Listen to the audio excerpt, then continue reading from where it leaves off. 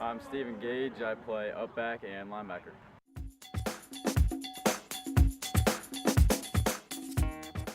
I've been playing ever since I've been little, 5, 6 years old, playing flag football, and I've just moved up to here I am now.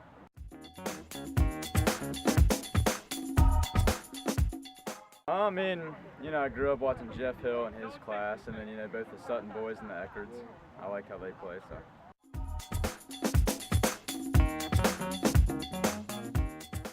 I can remember back in, I think 2009 when I didn't play that year, but I was watching down in South Charleston that game. I went and saw that game, and it was a great game. They ended up losing the game, but just to see them fall, it was just like, I don't know, kind of stuck in me just to keep fighting, for the rest of the season.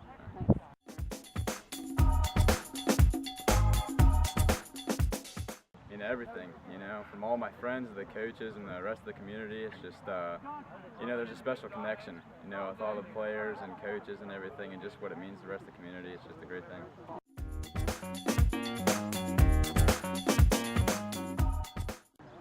My family, friends, always supporting me. I appreciate that.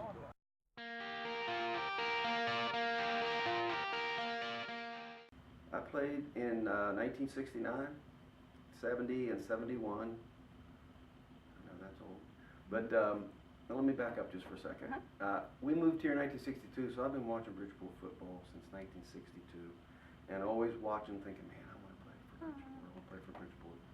And there's names back then. I remember Larry Pumphrey, and there was a Schallenberger, of course, Eddie Goff, and all the time thinking that when I'm 8 years old, I want to play for Bridgeport someday. So then my brother comes along. He plays through 64, 65, and 66. Those are his 3 years. I knew all his friends, so I'm watching, thinking I want to play for Bridgeport someday. And in '66, when my brother was a senior, they were in the homecoming game, and the scores tied late against WI, and he broke free, went like 60-some yards for a touchdown to win the homecoming. So just another reason to think, man, I can't wait. I'm going to play. Then through 65, 6, and 7, I watched my brother-in-law's. He wasn't my brother-in-law then, but my brother-in-law's teams. Knew all those kids, dreamed of playing for Bridgeport. And then the next year was '68 football season, and it was my sister's senior year, and she was Miss Football. I saw that recently on Connect. And my brother-in-law played through 65, 66, and 67. And 67, he was quarterback, broke a collarbone, and they ended up going 3-7. And that was the last losing season that Bridgeport has had in 40-some years. And I've always thought that that's amazing to go that many years without a losing season. I think even if you recruited and you brought kids into play, to go 45 years without a losing season is pretty amazing. And for just to do that with the kids in your town, it's just, it's just phenomenal in my opinion. But that was the last year when he was a senior. And then the next year, my sister, Polly Steele, she was Miss Football that year, and that's the year that Bridgeport was Big Ten champs, and I think they were undefeated at the time. And Nick Saban, who coaches Alabama now, he came in with Monongah. He was their quarterback, and they beat Bridgeport 40-0. Bridgeport was Big Ten champs that year, so he had a pretty good team. They had Kerry Marbury, Charlie Miller, Tom Halderman. They had a guy named Bean, big tight end. Seemed like he played for 5 or 6 years, but. So then it came to '69, and that was my sophomore year. So all my dreams coming true that I'm getting to play for Bridgeport. And I was lucky as a sophomore. I was picked to return kickoffs, one of the deep guys to return on the kickoff return team. And so through those special teams, I earned a letter as a sophomore, and then plus mop-up time because our seniors that year were really good. So the sophomores got to play a lot when the seniors were killing about somebody. It was a shame, that senior group. They were such a good football team, and they lost their 9th game of the year. They were undefeated. Lost their 9th game. They were upset that night, and then they ended up winning their 10th game, but they finished 9-1, and I'm sure all the dreams are shattered. It was tough in the locker room after that game. They were playing Fairmont Senior that night, and Fairmont Senior was like 3-5 or something because their star player had gotten hurt previously, early in the season. And so they weren't very good without him, but now he came back. He's healthy. So now they're a different team. And the score's tied at the end, and they didn't have overtime back then. So they're content just to tie Bridgeport. And they're just running the ball up the middle, and he breaks loose. He had sprinter speed. He goes all the way for touchdown, and we lose the game. So it was tough for those seniors. But that was my sophomore year. And then my junior year, I was the up back and the stick eye on offense. And so I didn't start on defense that year at safety, but I did get on the field some at safety because the other safety was Bruce DeGroot. And he was the initial tailback in the stick eye tradition. He was the first one. And I joked and laughed and said, I was the up back, the initial up back in the stick eye. Not too prestigious, but not like being a tailback. But anyway, you do what you got to do, right? Bruce was a really great tailback for the stick eye. He was a pretty big kid, great speed, and he had that cutback vision that I see in Anthony Bonamico right now. So there were a lot of times when Bruce might have carried the ball 7, 8, 9 times in a drive, and he would come over and say, Gooch, take my spot on defense for a little bit. Or I can remember once against WI, he'd gone 85 yards for a touchdown. He's tired. He says, Gooch, take my spot. So I did get on the field some at defense and kind of got my feet wet there and learned a little bit. So on defense, then we move on to my senior year. And again, I was the up back on offense and then played safety. And when you're a senior, you play a lot of special teams too. So that was great. You were on the field, it seemed like all the time. That's what you wanted. And I love that. So that was my 3 years of playing football.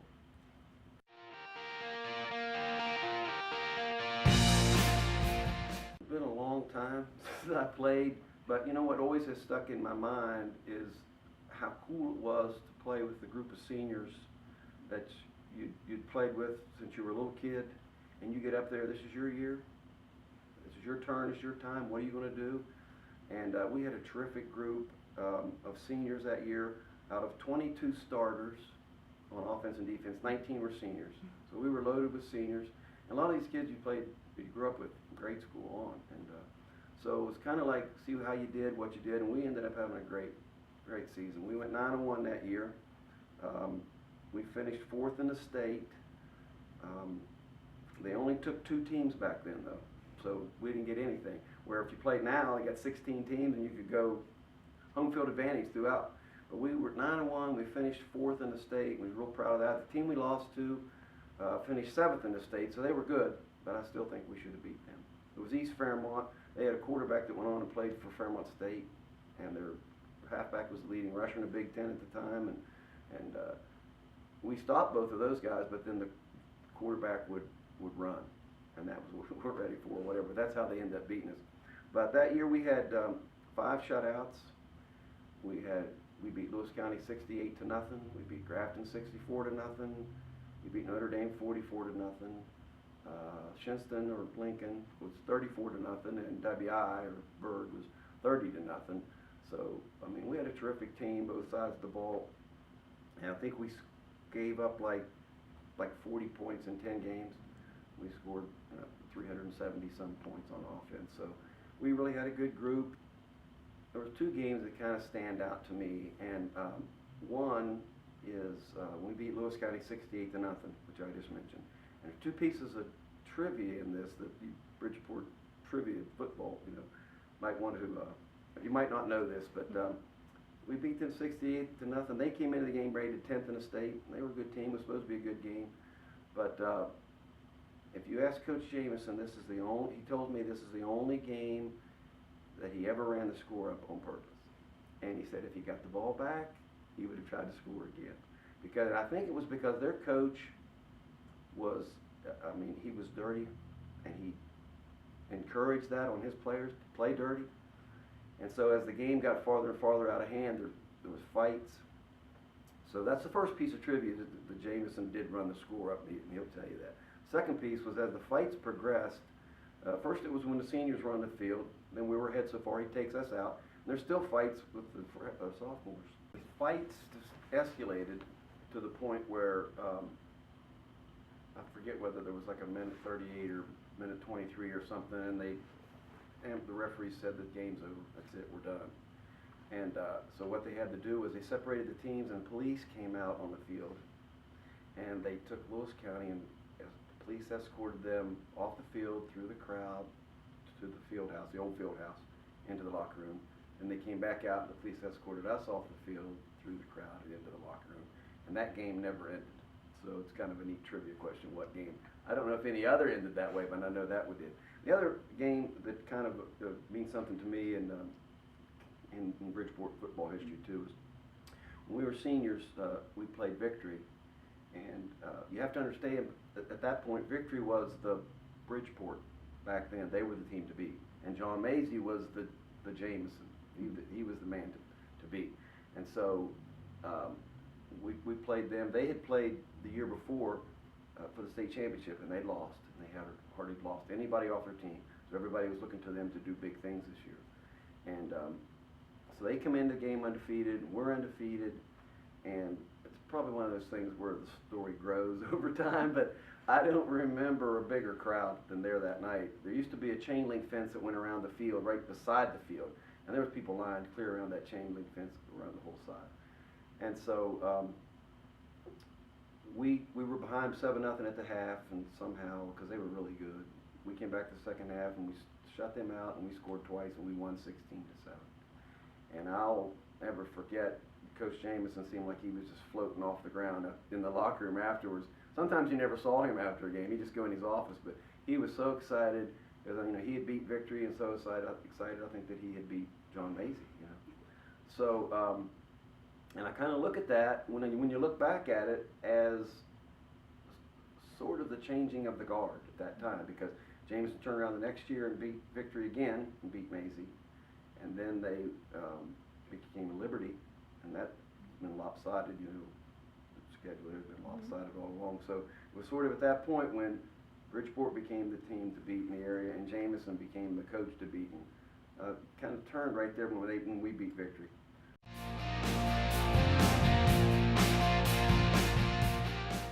Who?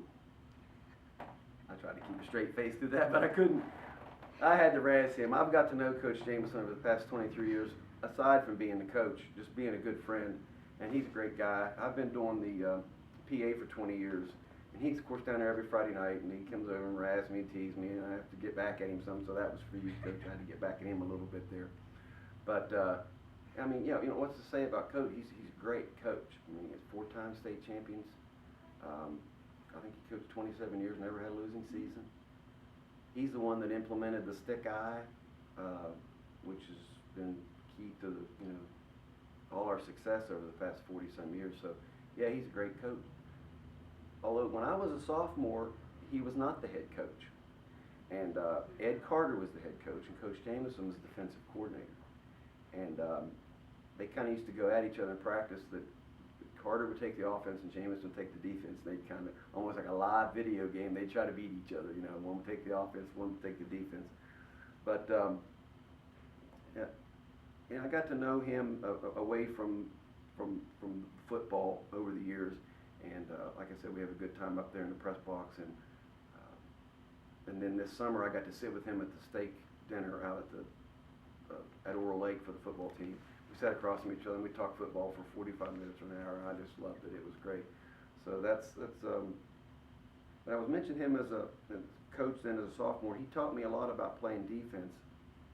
I'd played, when you grew up small town, you play both sides of the ball, and so I never liked defense much, but I played offense, and you play defense because they have you. But he showed us the right way to do it, the right way to tackle, and you realize, hey, this is fun. This is doing it the right way is fun. So then he became our head coach when we were juniors. And for us, we had one coach as a freshman, another coach as a sophomore. He was just the next coach for us. We didn't know he was Jameson, or he was going to be legend, or anything like that. We didn't know. Kind of fast forward for a second, most of the kids that played for him, they've got to watch, they're 10 years old, they watch on the sidelines, and they dreamed of playing for him and playing for Bridgeport, and so the respect was already there.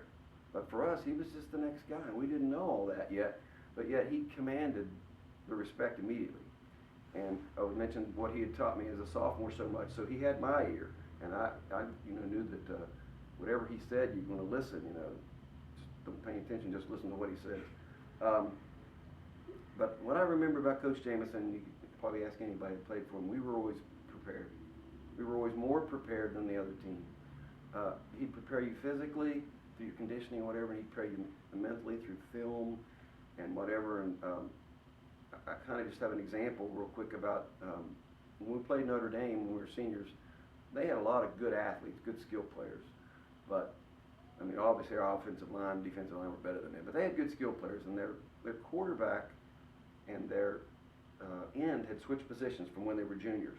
So they had this play where their end would go on a reverse as if he was going to run a reverse, and then he would stop and throw it back to the quarterback.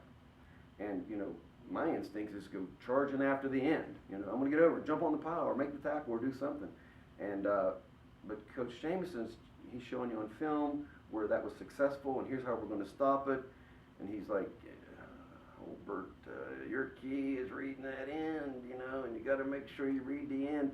So my point being, when we get in a game, sometime the second quarter, whatever, here comes that play. It's just like he told us it was going to happen. It's almost like you cheating, because you knew what the other teams were going to, but that's how he would prepare you. And so there goes the end, he gets the reverse, and the quarterback comes over where I'm at, and so I'm kind of just standing beside him because Coach Jameson said that's what you're supposed to do. And so they couldn't throw it to him because I was standing there, and he gets sacked for a loss, and you realize probably my instinct would have been to run over there, and that would have worked. So that's one situation where I know that he always had you prepared. And there was another one that's mentally. For the physically, I remember one game, there was a team we played, and they had a lineman who was all-state. And the first half, he was all-state. He was great. But middle of the third quarter, he was so tired. He could not hardly get up off the ground to go to the huddle. And I remember walking by him, he's on all fours, and I would think, that's coaching. That would be me if it wasn't for Coach Jameson. I mean, games were easy compared to practice. So that's what I would say about him, was he always had us prepared.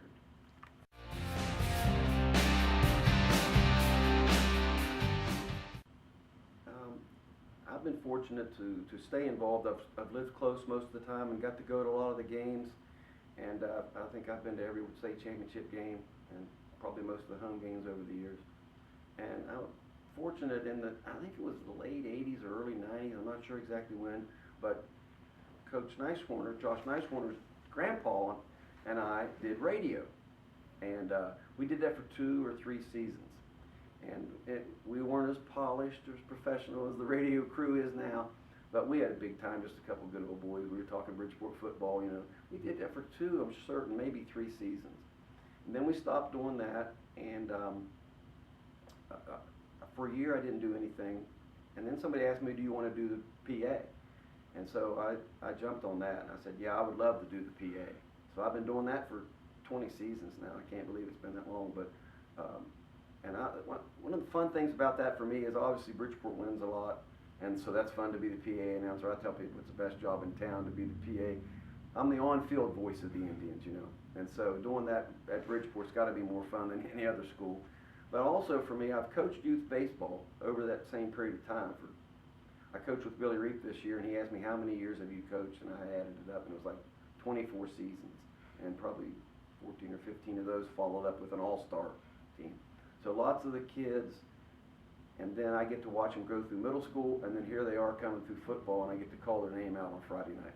So not only you watch them and you're just proud of them, and then you get to call their name out. Right now there's several on the team that I've coached them, and I got to, now you get to call their name out, and it's a lot of pride watching them play, you know, it's a lot of fun for me.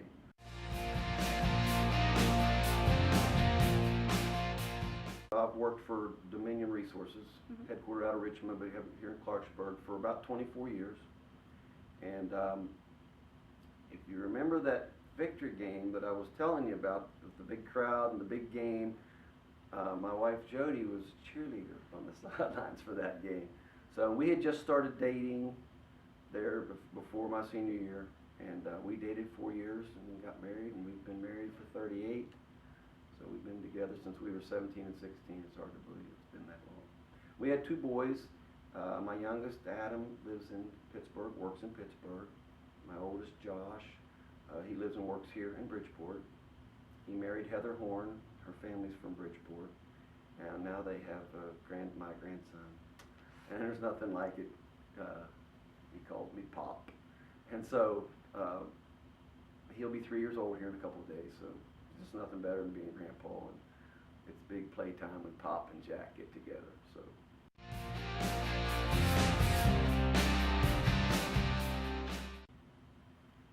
I've always said, watching all these years, I've always said you can never underestimate the heart of a Bridgeport football player. Or never underestimate the heart of a Bridgeport football team.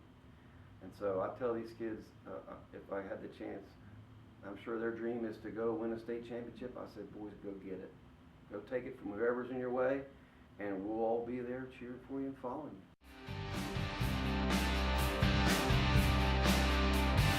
Gonna take a trip to the